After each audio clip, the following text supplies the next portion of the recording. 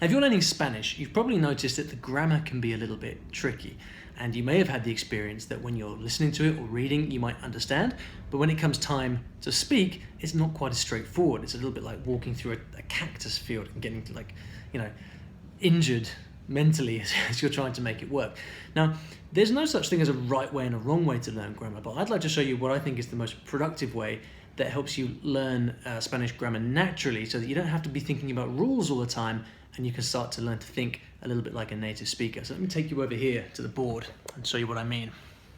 So let's imagine you're learning the conditional in Spanish, which might look a little bit like this. Jamás se habría imaginado, which means like you never would have imagined, never would have thought. The giveaway is often this at the end of a verb, tells you it's in the conditional. Now, the way that most people teach and learn a grammar rule like this is to start off with these. These are the rules. Okay, so you start off with the rules, you learn the rules in a classroom or in a textbook, and then you take it from there and you try and write and you try and speak using these rules that you've just learned, right? Now, the way, sometimes you need to do this, but the way to learn grammar such that it becomes natural and you can internalize it and learn it like a native speaker, for me, is you start with listening to people speak. You start with reading stuff, and then from there, you work out, this pen isn't working, you're going to reverse engineer it, and then from the stuff that you're listening to and reading, then you work out the rules, and that gives you a much more instinctive understanding. So here's how I would do this myself.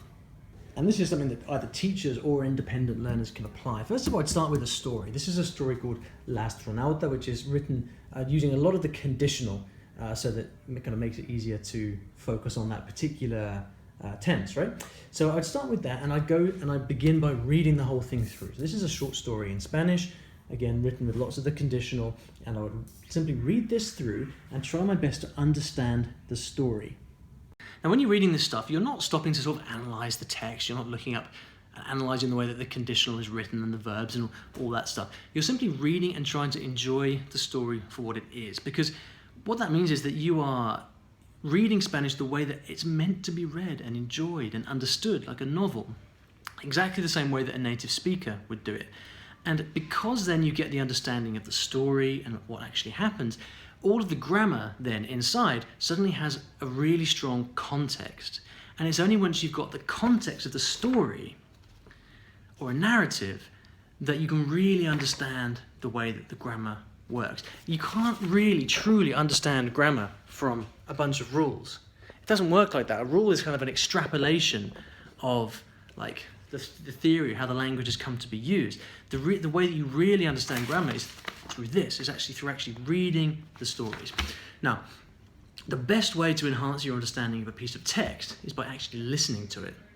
So then I come over to the computer and I actually play the audio from the story.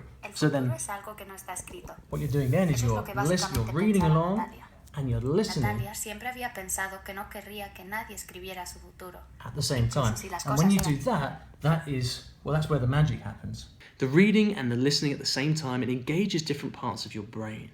When you read something, you understand a certain amount. When you hear it, the amount that you understand and retain increases exponentially. It also obviously helps your listening skills and your general comprehension skills. But then from having spent time reading and listening to the grammar in context and enjoying it in the form of a story, you start to really get that kind of internal, native-like, instinctive understanding of when you use this conditional.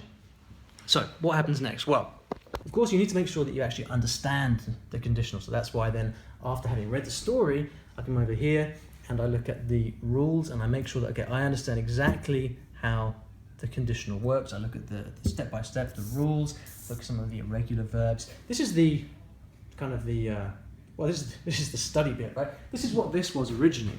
But in the original plan, you see this, people start with this and then they start to use it. What we're doing here is we're starting with the actual stuff. And only now and we're coming back to the rules because we've got this magic context here, right?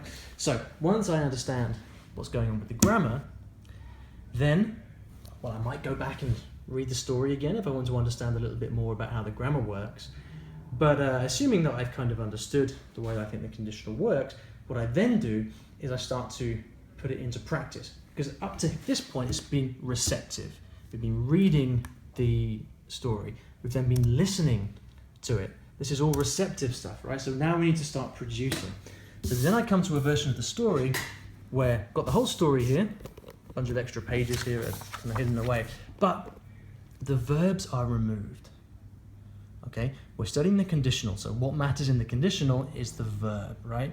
So I then go through the story and I basically recreate the story, I rewrite the story by putting in the verbs that I need in the correct conditional verb form.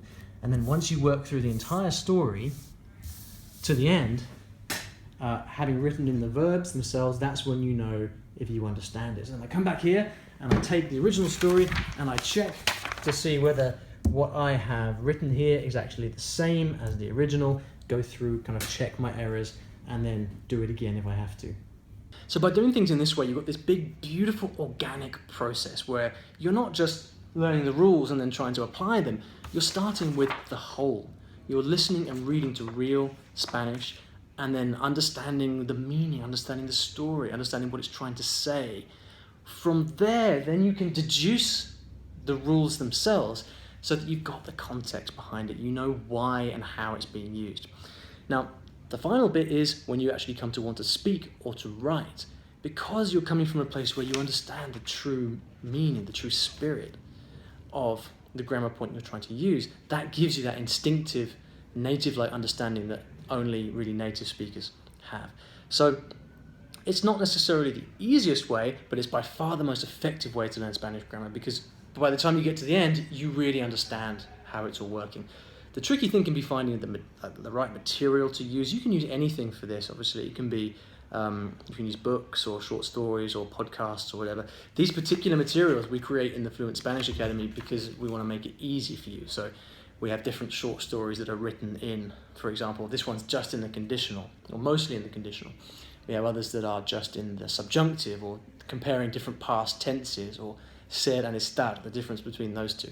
So that's why we've got those, and with the audio, so that you can read and listen at the same time. But you can do this with anything. The important thing is that you start with the whole, work backwards, and then immediately try to put it into practice so that you're testing your brain and really making it work. Hope that was helpful. That's my approach to learning and teaching Spanish grammar. Best of luck. Suerte.